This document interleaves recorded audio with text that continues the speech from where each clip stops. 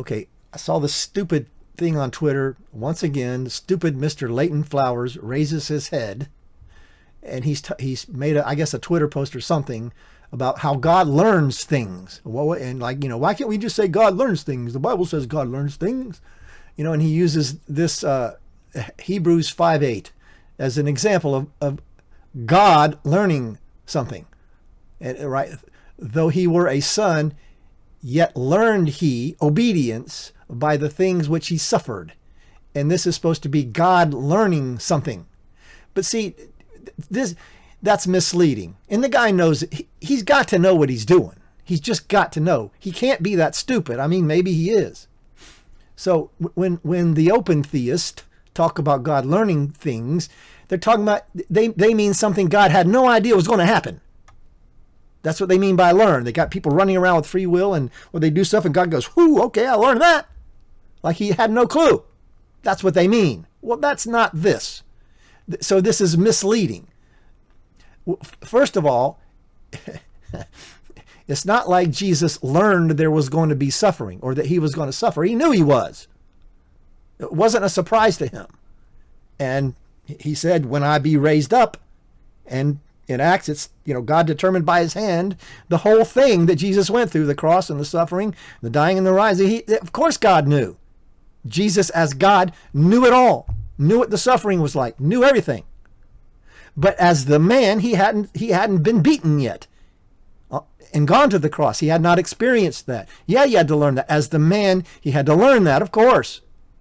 But it's not like he didn't know what was going to happen. Or he didn't know that there was going to be suffering. And it is the Greek word learn, emethein. It's a form of the Greek word manthano. So yeah, it's learn. It's also the same root we get disciple.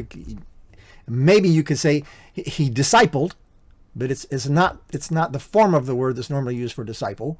So yeah, he learned it. He learned the suffering, but then it says why? As a man, he learned the suffering, but it wasn't a shock to him. It wasn't a surprise to him that there was going to be suffering. He just, as a man, he had not been beaten with a whip and hung on a cross, felt the pain.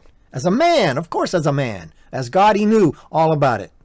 So it's misleading to say that, this is an example of God learning things. No, it's not. It's an example of the Son learning the suffering as a man. And then, of course, the next verse tells you why. And being made teleos, perfected, completed, perfected. He became the author, the Greek word right here, ateos, which means cause, the causer of salvation eternal. That's why he did it. That's why you see this colon right here. The reason Jesus the man went through and learned the suffering was it's death to self. It's teaching death to self to his people. That's what it is. Teaching obedience and death to self. I keep saying the Bible's about death to self. Here's another example of it right here.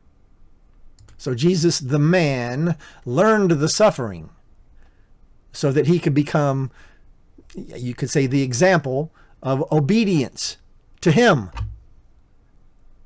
And he's the causer of eternal salvation.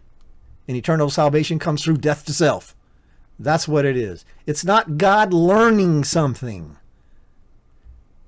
That's misleading. Man, this guy's a snake in the grass. People should run from this moron.